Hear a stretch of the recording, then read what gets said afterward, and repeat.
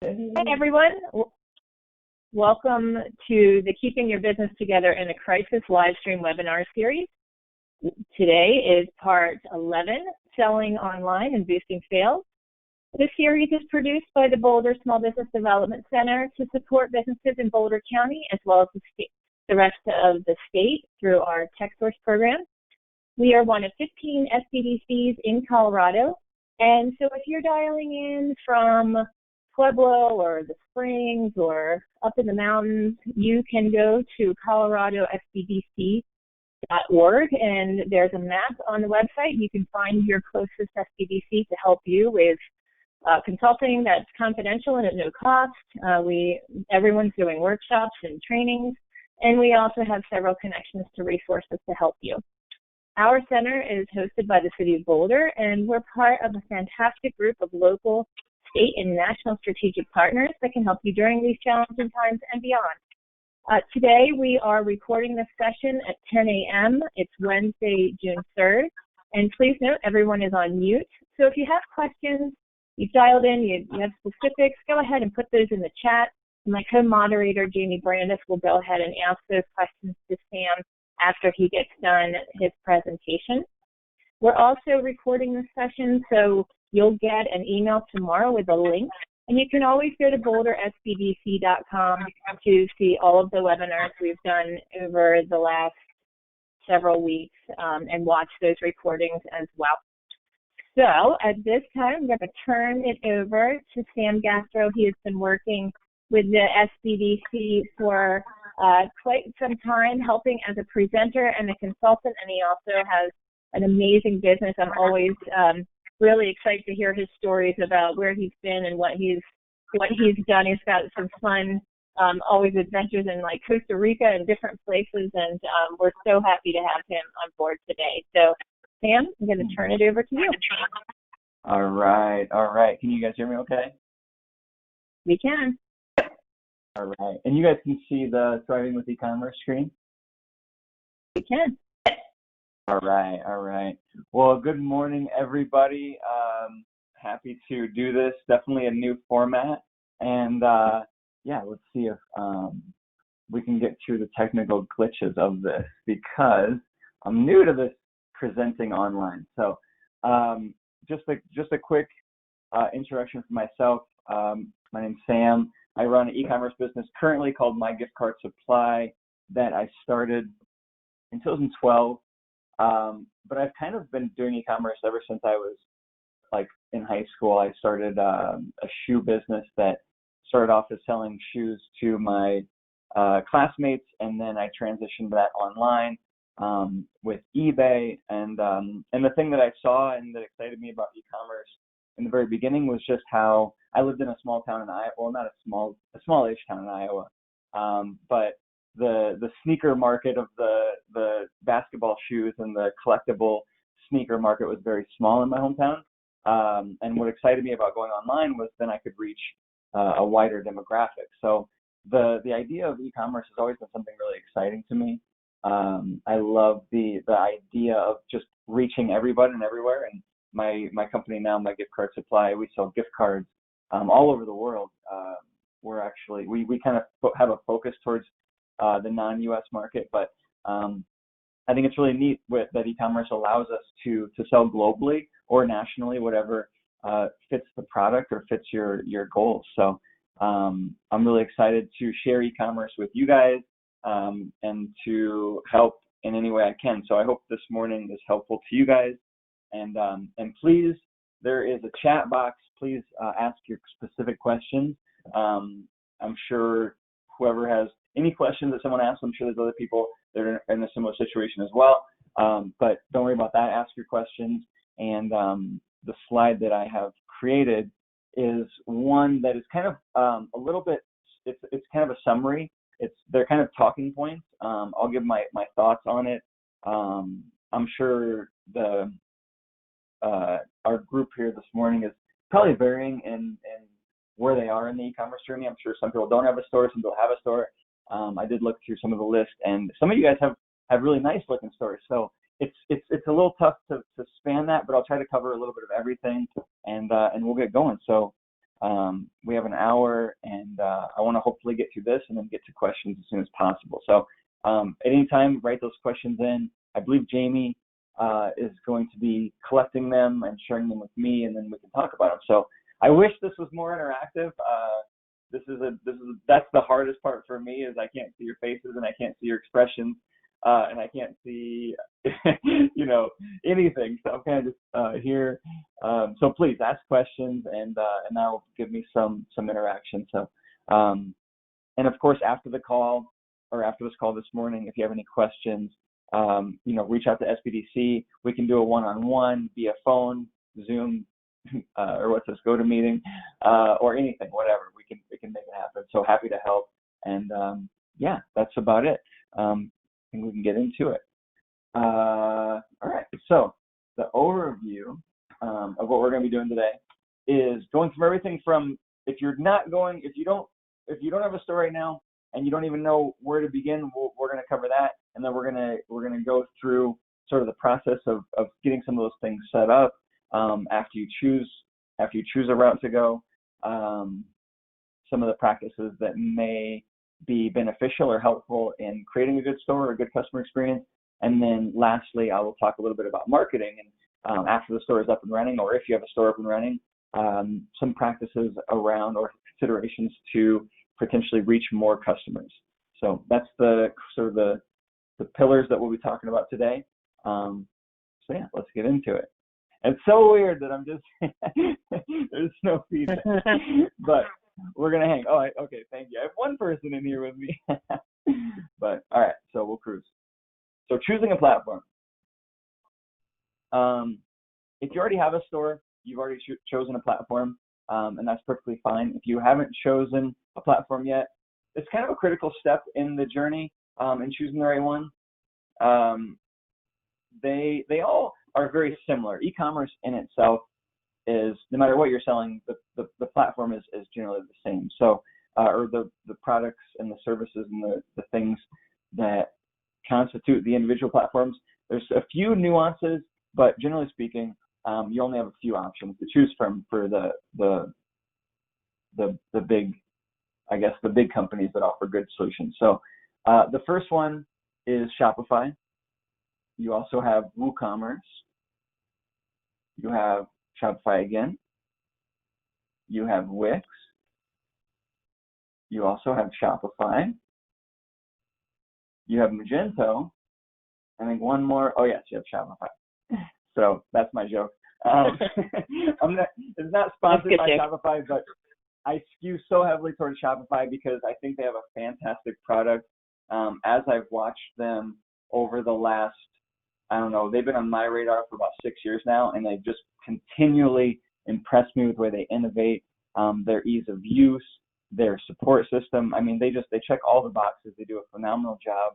They're located in Canada, but they're just an amazing company that I really, really like.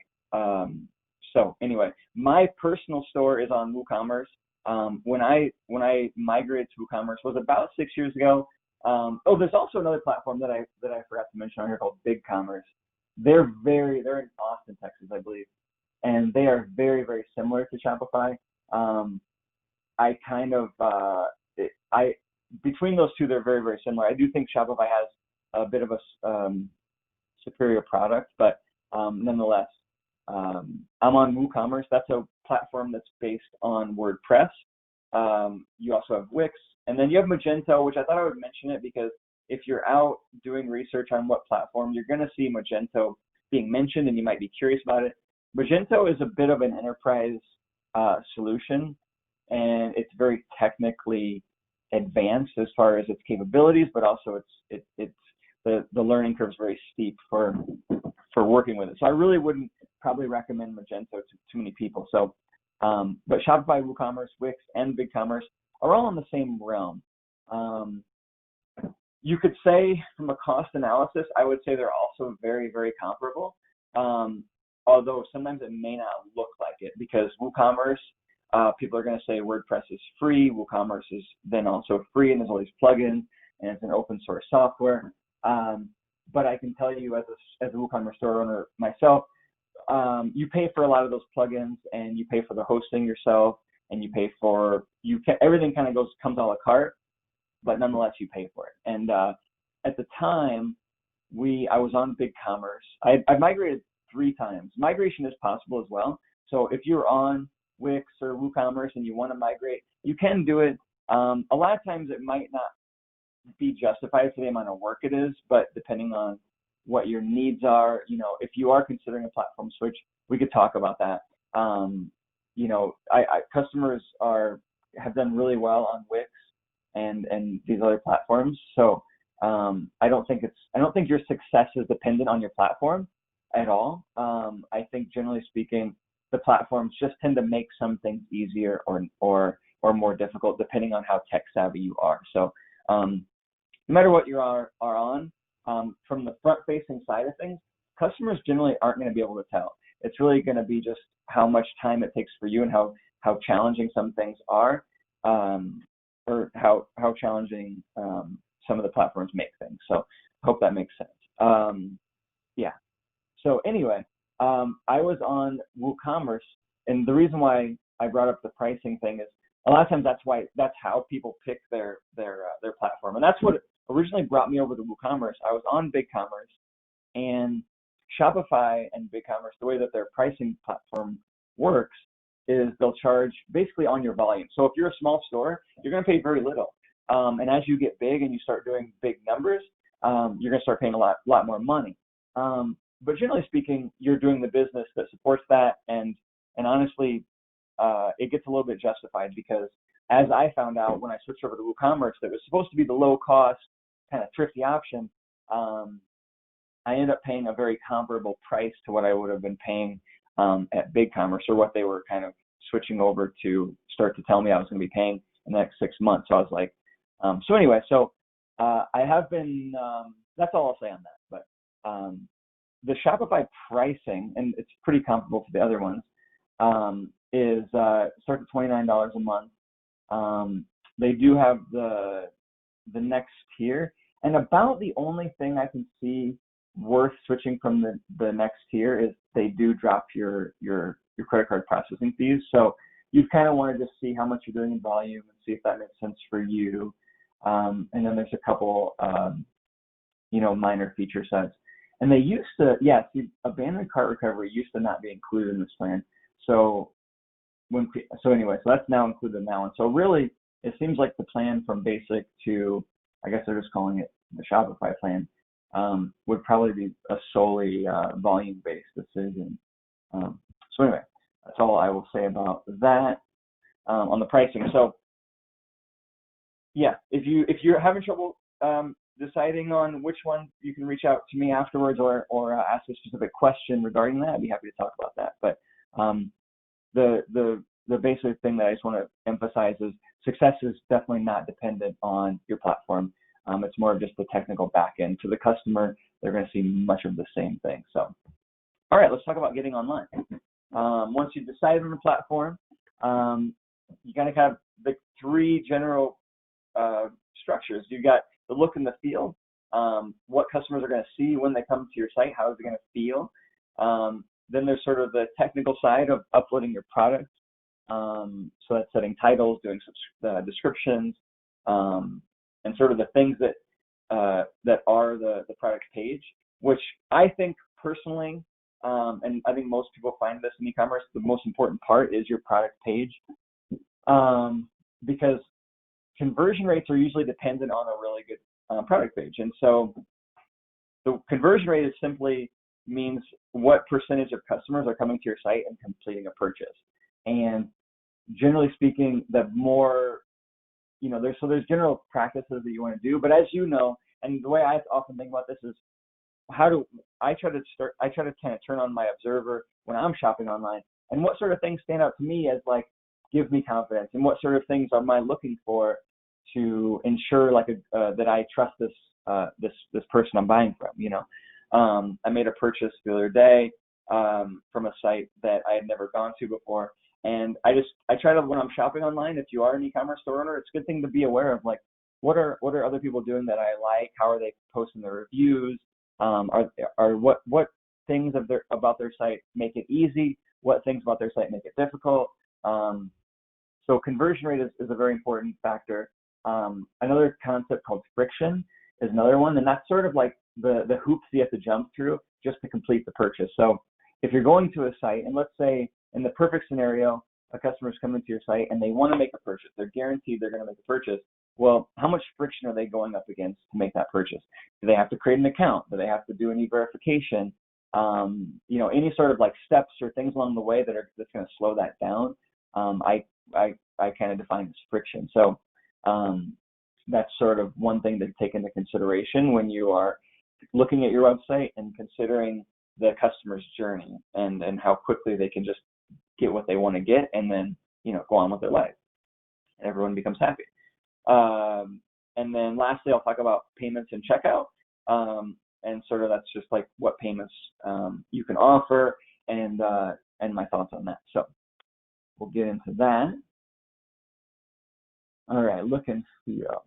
So the nice thing about all these platforms is they have pre-built themes. So you can kind of go through their store and you can kind of see what your site's going to look like. And they use, of course, like the pre-stocked photos, but you can kind of start to visualize, okay, what would it look like if I put my product photos in here and some of the images that may represent my brand or represent my customer or me.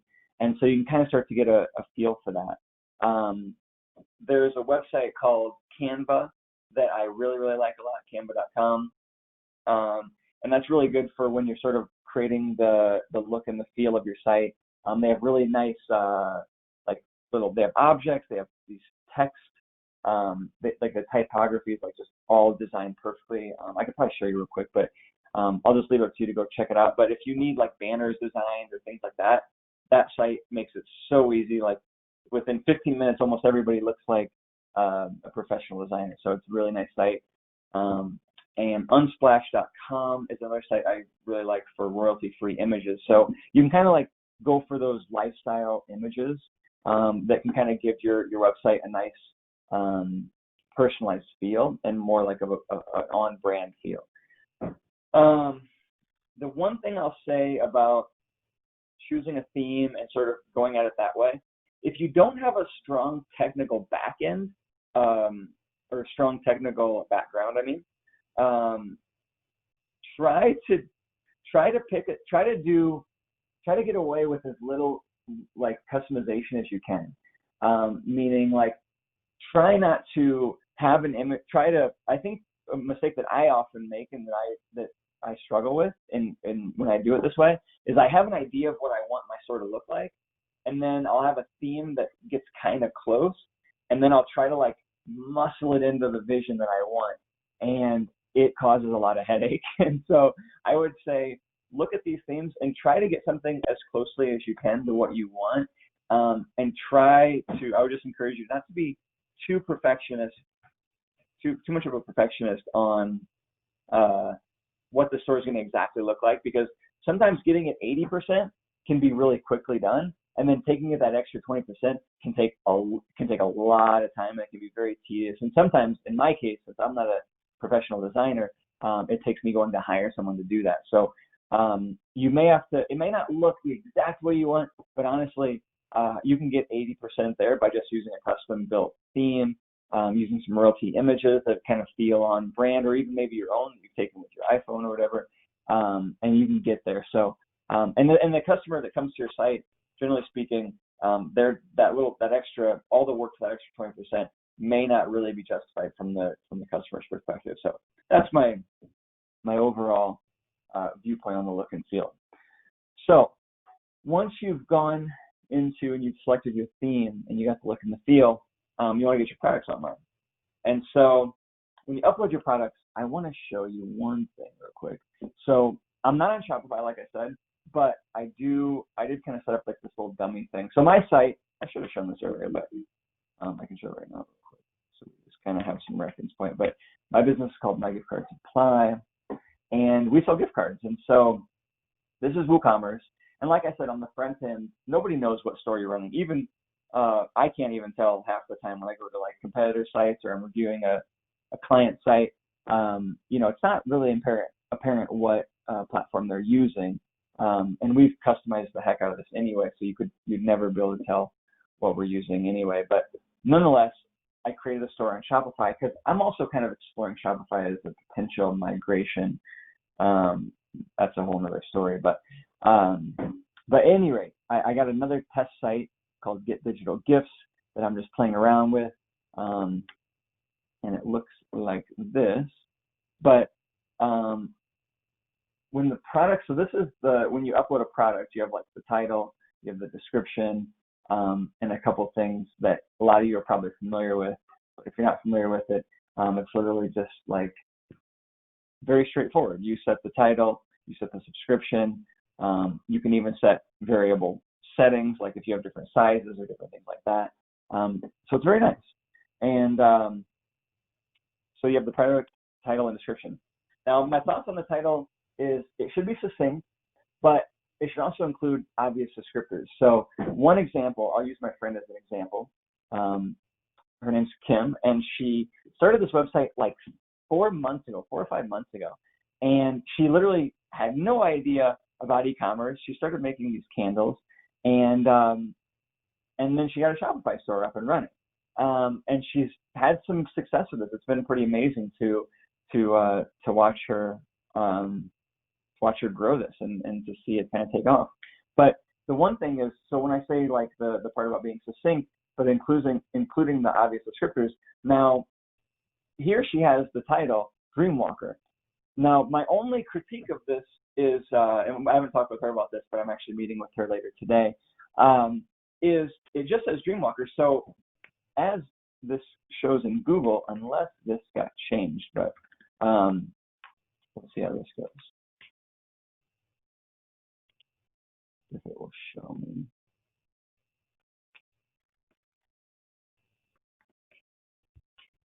Okay, so you have Dreamwalker. Now the reason why I would suggest that she include a few other things like Dreamwalker scented candle or Dreamwalker energy candle or some of these things is because it's going to help you out on the Google side of things. So whereas, these keywords like candles and scents and whatever some of her main terms that are going to help her sell could be used in that description. So that's what I mean by include obvious descriptors. Now, of course, for her, she's probably thinking, well, of course it's a candle, and of course she knows all these things. But Google might not quite realize that, and it may help on that side of helping Google pick you up. And so for us, anyway, when I'm doing these, this is a test site, but for mine over here, let's say for Amazon, we have buy an Amazon gift card. That's sort of the title. But we have we kind of throw these. This is a very complex product page. So not the best example, but nonetheless, I'm sure you are following what I'm saying. I hope, as far as just give enough data so Google can pick it up and people can also find you if they're looking for scented energy candle or gems, or I don't know what they would exactly search for that, but yeah. And then as far as the product description, you want to make this as detailed and expanded as possible. Oh, one thing on the title thing that I wanted to say was this is the extreme example. I was searching for these things the other day for my cousin, Mini Drone. He loves these things. But these guys, and Amazon is notorious for going on the complete other end of the spectrum, where they just stuff every single word in here. Holy Stone drone, best drone for kids, beginners, RC helicopter, headless mode, extra batteries. This is the other end of that spectrum. So on one end, you could just say mini drone with remote, but it's beneficial to maybe add a couple other things. And the thing I like to do here is just kind of think about what is my customer thinking about, and how might they be searching for my product, and what might they be searching in. And I try to really simplify that down and distill it down to just as succinct as possible, but not cutting yourself short and allowing customers to find you in. So you have SEO title and description. So this is different than the product title and description. This is what Google is going to show you. So when we Googled this, so it's the same by default if you don't set it, but Shopify and every e-commerce platform is going to give you a second option to say, hey, what should we show our customers? This is this is on your page, but what should we show the customers? And this is really critical. And the big caveat here, the big difference here, one is you're a little bit, where did we go? You're a little bit limited because they're going to cut you off, both in the title and the description.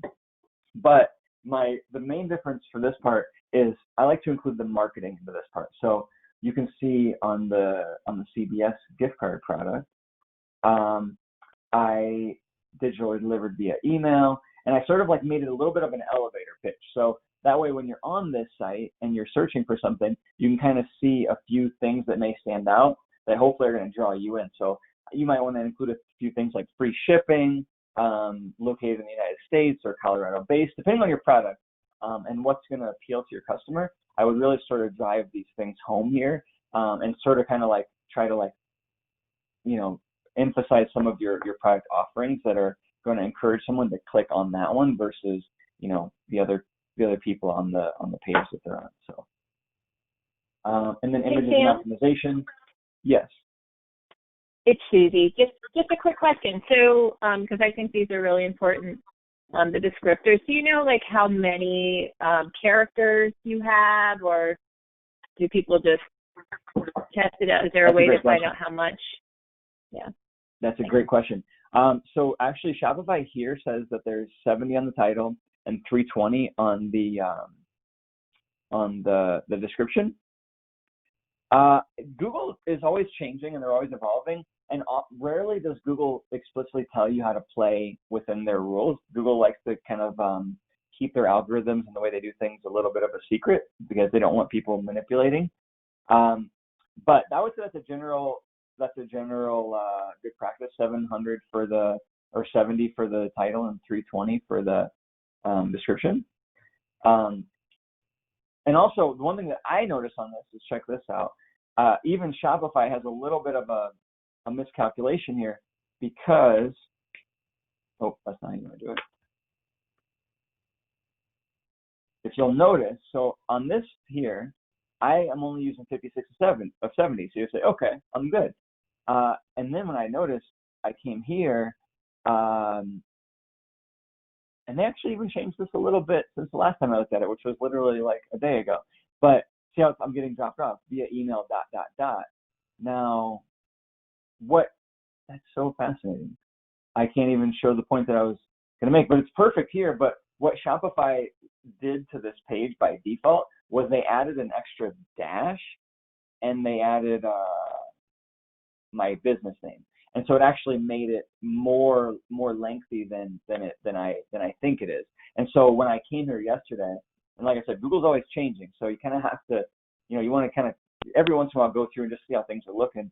But what was happening yesterday was it was going digitally, and it was going ... and then it was showing my business name. And so it didn't look how I was hoping it would. So it's a good question, and one thing to be considerate of is actually go to Google and type in your business name and some of your URLs. And take a look at how they're looking. So, okay, so payment options. I'll just fly through these real quick because I want to leave enough time we're almost about halfway. I want to leave enough time for some questions. So, credit card and PayPal are by far the most convenient and most common, of course. The nice thing about Shopify, BigCommerce, and I think Wix as well, they right off the gate, you don't even have to set up a merchant account. They have their own payment processor set up integrated in. You can go get your own credit card merchant account, but the one that's built in with Shopify is pretty slick.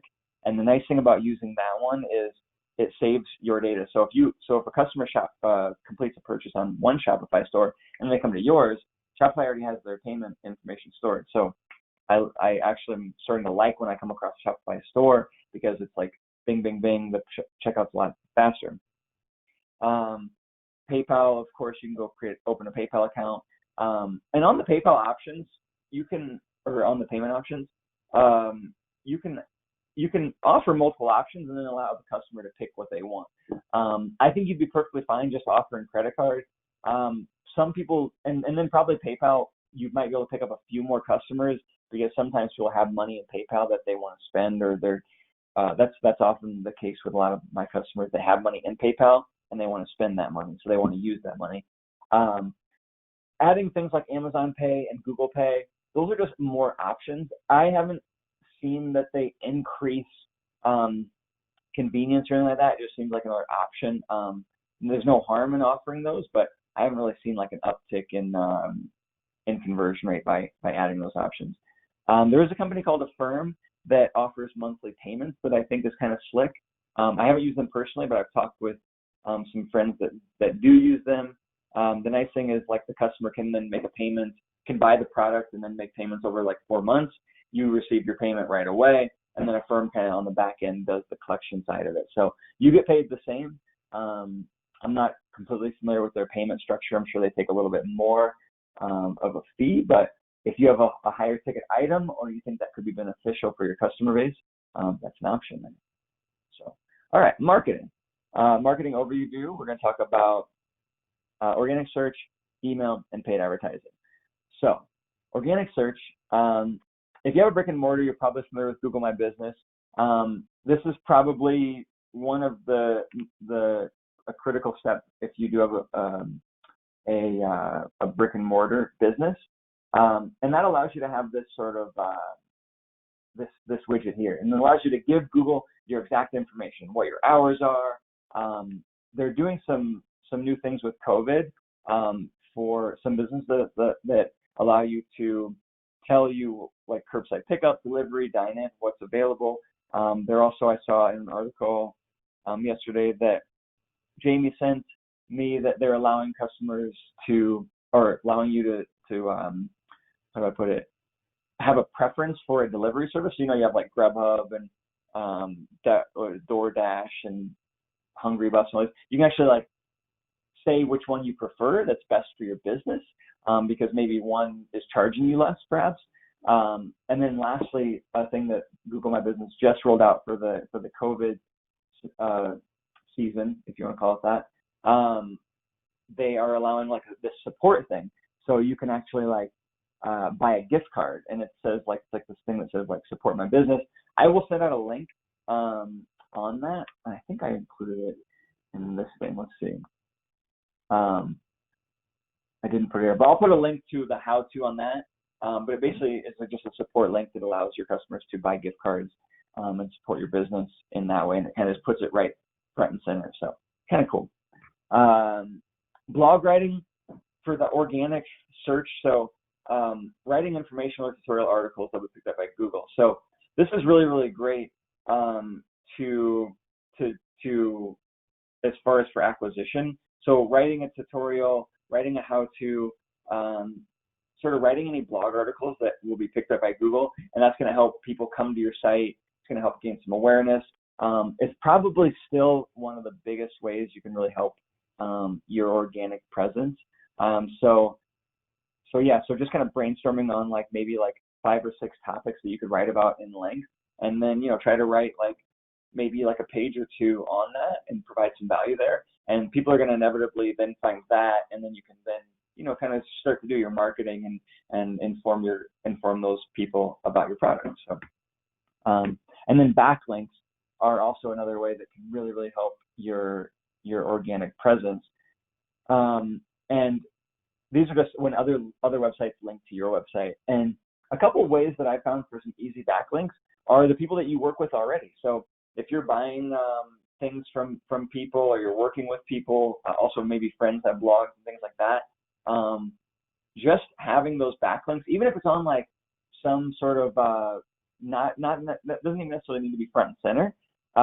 Google starts to kind of count those, and it's kind of, Google still hasn't, this has been kind of Google since the very beginning, but it's a little bit of a sort of a popularity contest, you could say, where Google kind of says, well, this site has 100 links coming to it, and this site only has 10. This site must have a little bit more going for it. And so the more backlinks you have, the better. So, also doing blog posts for other sites, reaching out to other sites, and asking, hey, can I write an article for your website? And exchange, would you mind, I would link to my my site within the article. So it takes a little bit. Backlink is it's an art for sure. It takes a little bit of creative thinking, but just if you generally have on your radar that you want to have other sites linking to your site, that's going to help you out. So, and then reviews. So asking customers to review your site, either on your site or on Google. This is going to sort of help Google give you that credibility that you're going to want. The more credibility that Google gives you, the higher they're going to regard you in the search engine ranking. So the one thing that I didn't mention earlier that my friend did not do on her thing, so is reviews. This doesn't come default on Shopify, and I can't believe it. Is reviews. And the one thing that why I really think reviews are important is, one, they really help conversion rate, and it's really good to get that customer feedback on the side, but also Google shows your reviews. Let's see if I can get it in the search. So you can see here they show the 5-star rating or whatever it's going to be, how many votes, and the price range. So this is really good. If my competitors still are not doing this part of it. This sort of on the back end gets done automatically. But if you land on a site, if you're searching for like buy a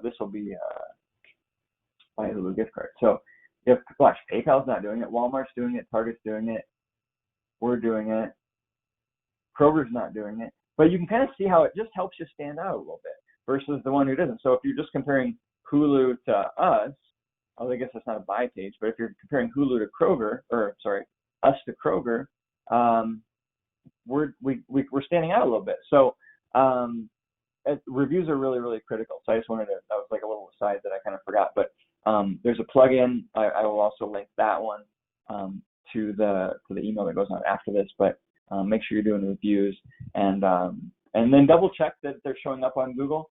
Sometimes there is a little bit of a technical setting that needs to be adjusted that either Shopify can help you with, or you can just do a Google. So on how to do that, but they're big. So on the email marketing side of things, I'm gonna start going a little bit faster and get to questions. Newsletter, sending out a weekly newsletter or promotion, really, really good idea. Collecting your email list, sending out those things. Abandoned cart emails. This is when a customer does not complete a checkout. You can kind of have a timed email that goes out to them an hour later, the next day. Very, very common, very, very effective in e-commerce. One of the highest revenue per email efforts that you can do. This is a tremendously successful email marketing tactic. It comes built into default. Comes default with Shopify and almost any platform, but that definitely make that on your radar. Definitely pay attention to it. Incentivizing the customers is a really good idea too. Sometimes I leave the incentivization to the second email. The first email is like, hey, come back, you forgot about us. Who knows what happened? UPS came to the door, whatever. And then usually the next day, the next email won't come to them if they did come back and purchase, but I usually will do like a 10% or 15% coupon to bring them back. It's very, very effective. And then you have time-specific flow emails. And so these emails, and all this can be done with my personal favorite is a software called Klaviyo. It's free up to like 300 customers. And then I put the pricing in here somewhere. I do believe. I was re-editing this, and I kind of wanted to simplify this a little bit, so some things I got removed. But the Klaviyo, Klaviyo, it's phenomenal software. It's very, very very, very affordable. Like I said, it's free up to 300 customers. Up to 1,000 customers, it's like $30 a month. Up to like 10,000 customers, it's like $130 a month. So the volume that you'll be doing will always justify the cost of the software. It's very, very cleanly designed and very simple to use. But you can create these flow emails. So depending on what a customer did on your site, whether they purchased the product, you can kind of create these sequenced flow follow-ups. So for us, since we sell like Hulu and Netflix and some of these cards, that someone is going to want to buy again probably when maybe the Hulu subscription runs out. I time a lot of those emails like 30 days out, and so I say when they purchase the Hulu card, in 30 days, send this email. And it says, hey, just want to check in with you. It's been about a month since you purchased the last Hulu card. Do you need another one? Just want to check in. And it's kind of like, just like a little hand wave. And then you keep that sequence going for a few more emails. So I have another one that goes out like 5 days later. And maybe there's like a little bit of incentivization, like a 5% coupon. Hey, if you need a Hulu gift card and you want to come back, use this coupon, 5% off. And then maybe I wait another week. And then there's another timed email that says like, okay, here's an awesome deal for you if you want to pick up a Hulu card. Last chance, 15% off. And so you kind of like escalate the offer. And all this is timed, so it's very customer specific. So today somebody's getting like that middle email, and also another guy's giving the first email. So it's very cool the way that these flow emails can work out, and they're really neat too because they serve a customer specific to what they did. And so oftentimes you can really be highly tailored in that way for your customers. So okay, so paid advertising. I'm not gonna say a whole lot about this. Facebook and Instagram, it's excellent. Because it's really good for targeting specific audience demographics. So if you know who your customer is, you can target them, and Facebook they have a lot of data around age and interests and things like that. So for my friend who's selling candles, Instagram has been wildly popular for her. Facebook and Instagram in this way are also popular if you have a product that people want, but they don't know that they want it. So the candles are also another good example for that, because you don't know you need a gem lavender infused candle until you see it. Then you know you want it. And so she kind of gets to sort of be like, show that to her demographic, which she kind of has nailed down. And so there's a little bit of a exploratory phase to Facebook and Instagram if you don't know your audience demographic, but and I won't get into that because that's a little bit goes into some of the tactics on it, but nonetheless, it's really good for audience demographic targeting. You also have remarketing, past customers and visitors. So this is also very, very effective. So you can set it up where you it's called a pixel. You put it on your site, and if they came to your site and whatever they did, you can set this all up too based on what they did. But nonetheless, the general idea of it is if they came to your site and you pricing this before, you're looking at hiking boots, and then all of a sudden you go on Facebook and there's the hiking boots. and this is just sort of a way to continue that conversation and to stay in front of your customer when they were interested or intrigued, but they didn't make a purchase, and you can kind of just sort of like, hang around a little bit longer and continue to sort of build that relationship with them and keep your brand or your product and maybe like in the forefront of their mind. So, and Google is good if it's on the other end of the spectrum where you don't know your customer audience demographic or it's not specific. So for me, I sell gift cards, and so my demographic is very wide. It's everything from 22-year-olds to 70-year-olds. It's so wide and so, and the interests are so broad, and even demographically we're global. So I don't have the luxury of targeting like an age, location, interest, demographic. So I rely more heavily on Google. And with Google, you match a search term. So whatever your search term is, that's how you can allow your customers to find you. So we target things like buy iTunes gift card, how to buy an American movie, because we tailor to customers outside the U.S. who want to buy American content, so they use American gift cards. But we kind of think about what would the customer, when they're sitting at home, what would they be typing into Google where our product is the answer for that problem, and then that's usually where I target for those terms. Like I said, good for unknown broad. Lastly, more resources. Shopify Compass, these are free e-commerce tutorials. They're unbelievable. These guys have built a university, basically. You do need to have a Shopify account. However, Shopify offers like a 3-month free trial. So theoretically, you could create a free trial and have 3 months access to this e-commerce tutorial. And anyway, amazing. They have these videos, and they're made by a lot of really amazing people. Ezra Firestone, Drew Sanaki, some of these just incredible e-commerce entrepreneurs. The Klaviyo blog, Klaviyo is that email software that I told you about earlier. /blog, they have a tremendous build out on the written side, whereas the Compass is a little bit more video. If you're more of you like to read or print, Klaviyo's blog is unbelievable as well. And then lastly, YouTube, my favorite resource of all. I built basically everything almost that I have on YouTube because it was before Shopify or Klaviyo mostly. But the nice thing about YouTube that I will say is the things that I like about that is, and also Google, of course, but the nice thing about YouTube specifically is a lot of times people know what you're trying to do and they have the solution and they want to share it with you, and YouTube makes it really easy to share that. Writing blog articles or making videos, but particularly blog articles, can be a little bit hard because you have to, one, be a good writer, you have to proof it, you often have to have a reputable site to get exposure on it. So I find a lot of really good diamonds in the rough on YouTube.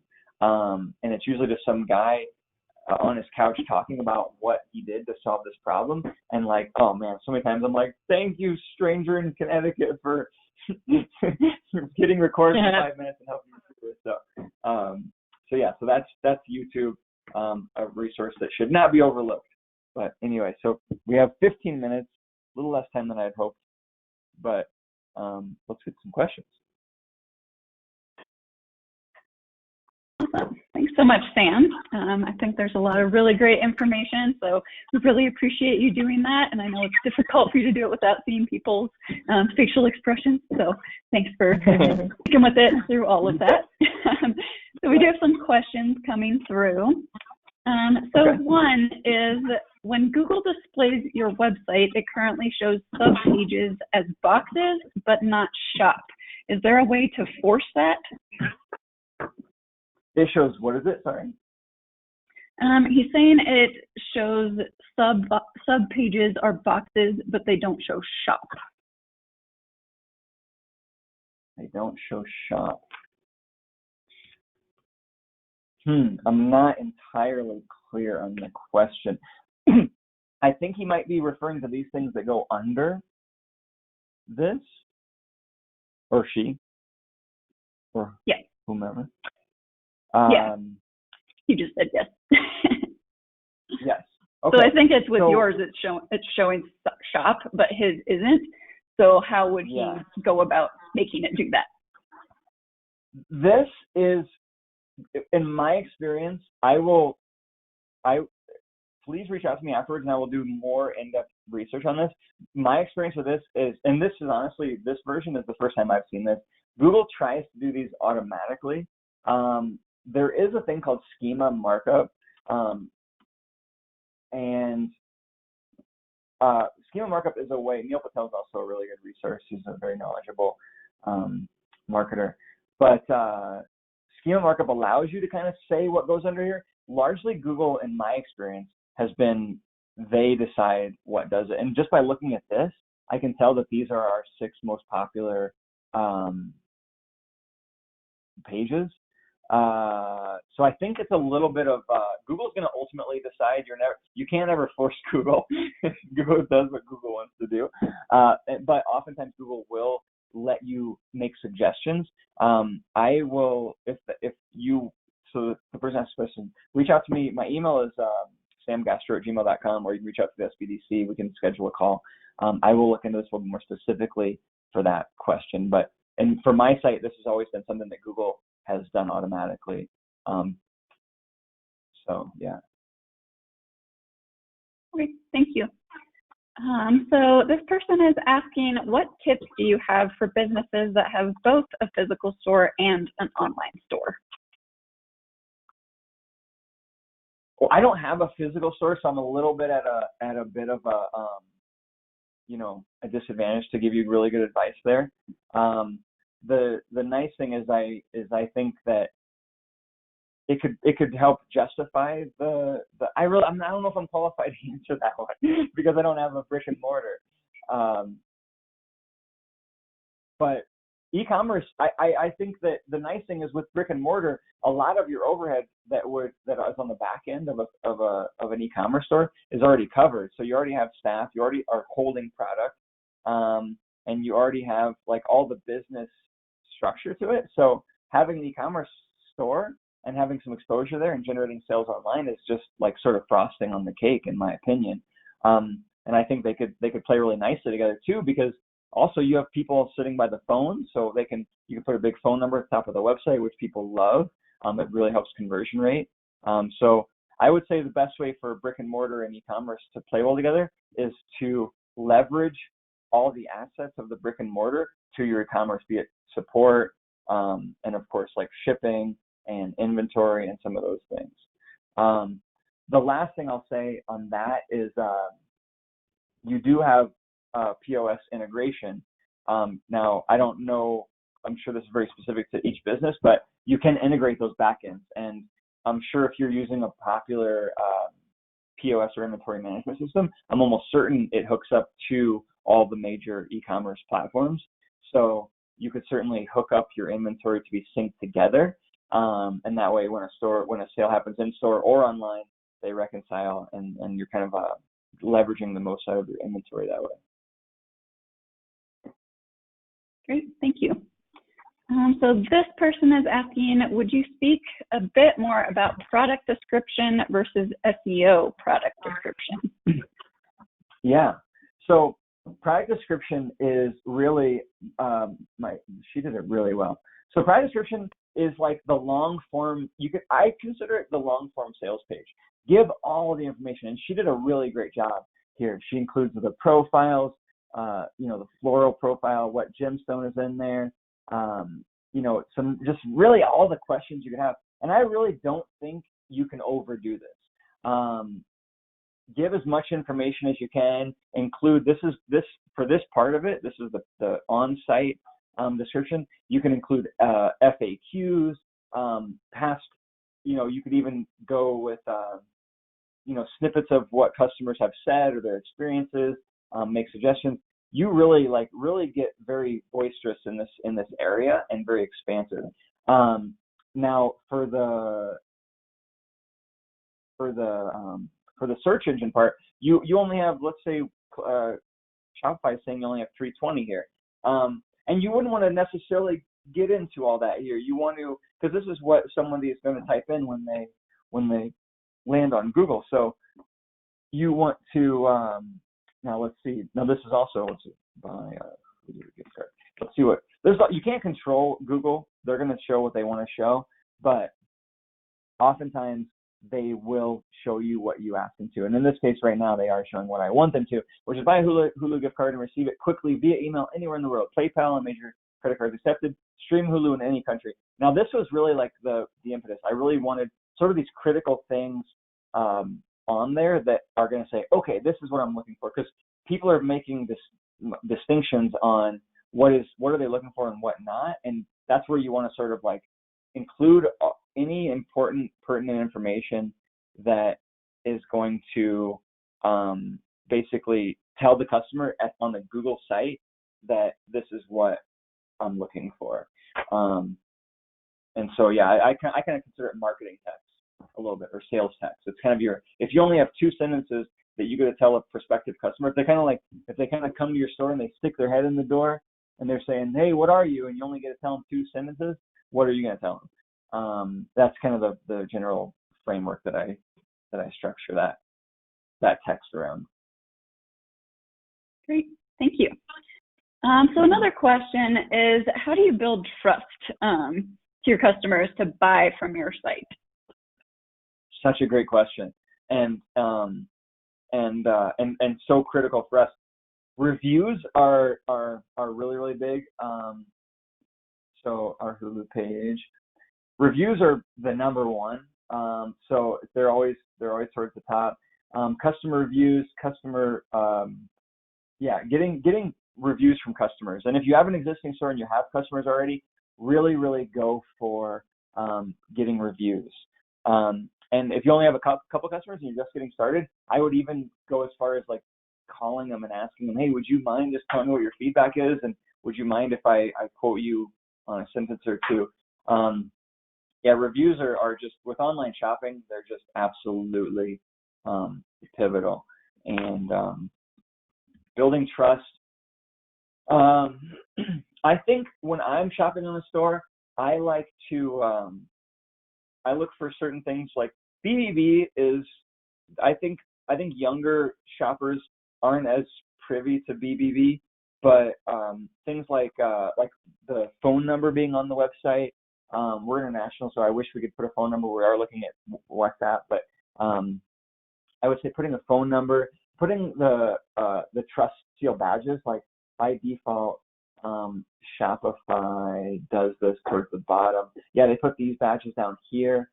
For us, we're moving some things. We put those at the top because we want people to know that we are reputable. We're accepting like major forms of credit card, major credit cards, things like that. So phone number, I would say, reviews, any badges that you can do, any SSL, secure socket, like I think SSL, nobody knows what this secure socket layer, but yeah, I would say any credibility badges that you can do.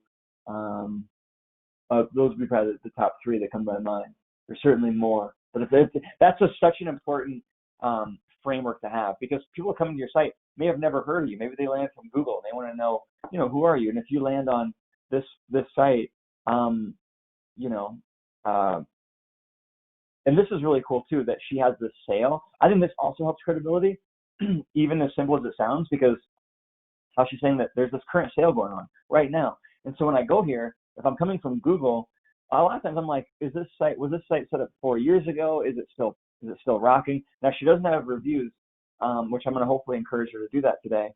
But other than that, you couldn't really tell if this site is currently being maintained. But to me, having this thing with this date, it tells me right away that, okay, this is a site that people are actively on and working on. So the one thing too for credibility that I didn't tap into is a live chat.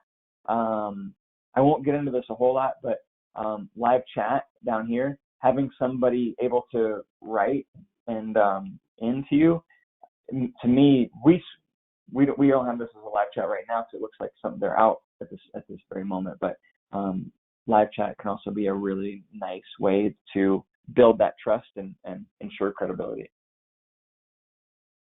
Fantastic. So I think we have time for one quick question. So this person is asking, how do you add customer ratings to your Google search results? I think in this case, it might not be on their Google My Business. And then the other question is, do you have to have a picture or a name with the reviews that you get? You do not need I haven't seen any sites that require a picture or name. With the Google reviews, of course, I think they're talking about on-site, but I'll just mention this. The Google reviews are hosted on Google. So if I was to review Foolish Craig, I would click here and write a review here. But I think they're asking about these stars here, which that's Yelp.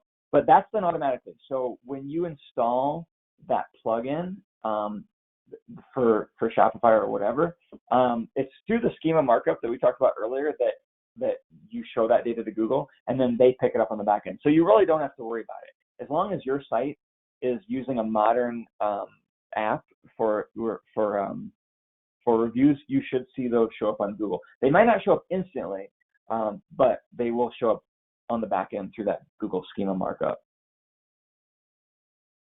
Fantastic.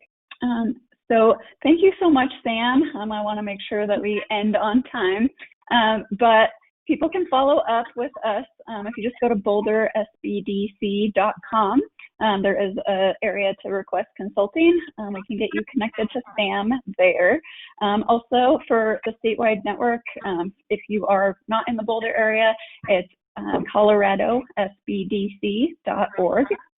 Tomorrow we will be sending out a follow-up email. So that will have all of Sam's slides as well as links to a lot of the resources that he sent out today, so that you didn't have to take notes vigorously, because we will send that out tomorrow in the email. Also, we do have links to all of our past webinars on our website as well. So this is part 11, so we've done 10 additional ones, so you're welcome to check those out. I think that's it for now. We will follow up tomorrow. Susie, do you have anything else you want to add? No, just thank you, Sam. That was awesome. You did great. You did great. Awesome. I hope it was helpful. I hope everyone got something. And if I didn't touch on what you were hoping for, please reach out, and I would be happy to hop on a call with you and discuss it with you directly. Perfect. Thanks so much, and thanks everyone for attending today. All right. Thanks, everybody.